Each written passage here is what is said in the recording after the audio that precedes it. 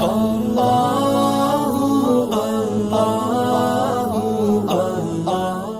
اللہ الرحمن الرحیم۔ یا دلیل المتحیرین، اے حیرانوں کے رہنما۔ اللہ تعالیٰ کائنات اور اس کی تمام تخلیقات میں غور و فکر اور تدبر کی دعوت دیتا ہے۔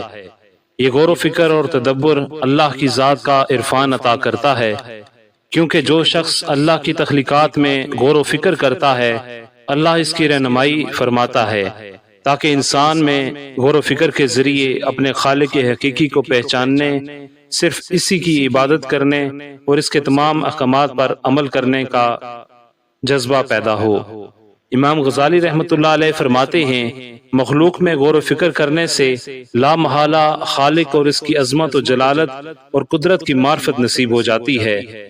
پھر جیسے جیسے اللہ رب العزت کی پیدا کردہ عجائبات کی معرفت زیادہ ہوتی رہے گی تو رب کریم کی عظمت و جلالت میں تمہاری معرفت بھی کامل ہوتی رہے گی۔ سالکین راہ ہدایت اللہ تعالیٰ کی ذات کے عرفان کے متلاشی ہوتے ہیں اور یا دلیل المتحیرین کی مناجات کے ساتھ اس کی رہنمائی کا سوال کرتے ہیں۔